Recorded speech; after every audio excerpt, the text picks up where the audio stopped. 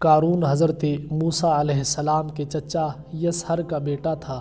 بہت ہی شکیل اور خوبصورت آدمی تھا، اسی لیے لوگ اس کے حسن و جمال سے متاثر ہو کر اس کو منور کہا کرتے تھے۔ اس کے ساتھ ساتھ اس میں یہ کمال بھی تھا کہ وہ بنی اسرائیل میں تورات کا بہت بڑا عالم اور بہت ہی ملنسار اور با اخلاق انسان تھا، اور لوگ اس کا بہت ہی ادب و احترام کرتے تھے۔ لیکن بے شمار دولت اس کے ہاتھ میں آتے ہی اس کے حالات میں ایک دم تغیر پیدا ہو گیا، اور سامری کی طرح منافق ہو کر حضرت موسیٰ علیہ السلام کا بہت بڑا دشمن ہو گیا اور اعلیٰ درجے کا متکبر اور مغرور ہو گیا۔ جب زکوٰۃ کا حکم نازل ہوا تو اس نے حضرت موسیٰ علیہ السلام کے روبرو یہ عہد کیا کہ وہ اپنے تمام مالوں میں سے 1000واں حصہ زکوٰۃ نکالے گا، مگر جب اس نے مالوں کا حساب لگایا تو ایک بہت بڑی رقم زکوٰۃ کی نکلی۔ یہ دیکھ کر اس پر ایک دم حرص اور بخل کا بھوت سوار ہو گیا، اور نہ صرف زکوٰۃ کا منکر ہو گیا بلکہ عام طور پر بھی بنی اسرائیل کو بہکانے لگا کہ حضرت موسیٰ علیہ السلام اس بہانے تمہارے مالوں کو لینا چاہتے ہیں۔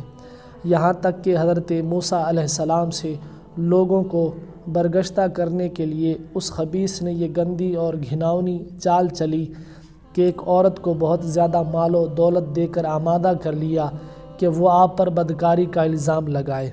چنانچہ عین اس وقت جب حضرت موسیٰ علیہ السلام وعظ فرما رہے تھے، قارون نے آپ کو ٹوکا کہ فلانی عورت سے آپ نے بدکاری کی ہے۔ حضرت موسیٰ علیہ السلام نے فرمایا کہ اس عورت کو میرے سامنے لاؤ۔ چنانچہ وہ عورت بلائی گئی تو حضرت موسیٰ علیہ السلام نے فرمایا، اے عورت، اس اللہ کی قسم جس نے بنی اسرائیل کے لیے دریا کو پھاڑ دیا اور عافیت و سلامتی کے ساتھ دریا کے پار کرا کر فرعون سے نجات دی، سچ سچ کہہ دے کہ واقعہ کیا ہے۔ حضرت موسیٰ علیہ السلام کے جلال سے عورت سہم کر کانپنے لگی، اور اس نے مجمع عام میں صاف صاف کہہ دیا کہ اے اللہ کے نبی، مجھ کو قارون نے کثیر دولت دے کر آپ پر بہتان لگانے کے لیے آمادہ کیا ہے۔ اس وقت حضرت موسیٰ علیہ السلام آپ دیدہ ہو کر سجدہ شکر میں گر پڑے، اور بحالت سجدہ آپ نے یہ دعا مانگی کہ یا اللہ، قارون پر اپنا قہر و غضب نازل فرما دے۔ پھر آپ نے مجمع سے فرمایا کہ جو قارون کا ساتھی ہو وہ قارون کے ساتھ ٹھہرا رہے، اور جو میرا ساتھی ہو وہ قارون سے جدا ہو جائے۔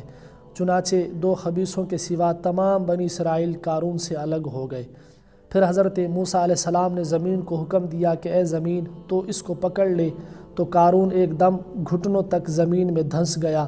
پھر آپ نے دوبارہ زمین سے یہی فرمایا تو وہ کمر تک زمین میں دھنس گیا۔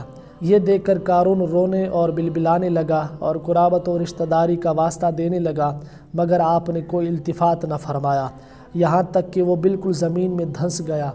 2 منحوس آدمی جو قارون کے ساتھی ہوئے تھے لوگوں سے کہنے لگے کہ حضرت موسیٰ علیہ السلام نے قارون کو اس لیے دھنسا دیا ہے تاکہ قارون کے مکان اور اس کے خزانوں پر خود قبضہ کر لیں۔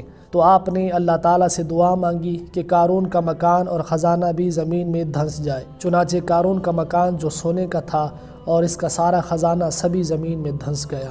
اللہ تعالیٰ نے قرآن مجید فرقان حمید میں قارون کے خزانے کا ذکر اس طرح فرمایا، بے شک قارون موسیٰ کی قوم سے تھا، پھر اس نے ان پر زیادتی کی، اور ہم نے اس کو اتنے خزانے دیے جن کی کنجیاں ایک زوراور جماعت پر بھاری تھیں۔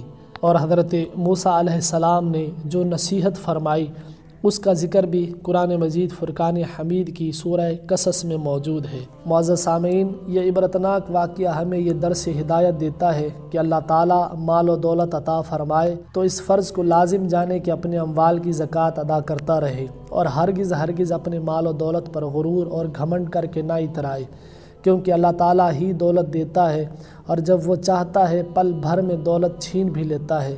ہر وقت اس کا دھیان رکھتے ہوئے تواضع اور انکساری کی عادت رکھے، اور ہرگز کبھی انبیاء، اولیاء اور صالحین کی اظہار ثانی اور بدگوئی نہ کرے کہ ان مقبولان بارگاہ الہی کی دعا اور بد دعا سے وہ ہو جایا کرتا ہے جس کا لوگ تصور اور خیال بھی نہیں کر سکتے۔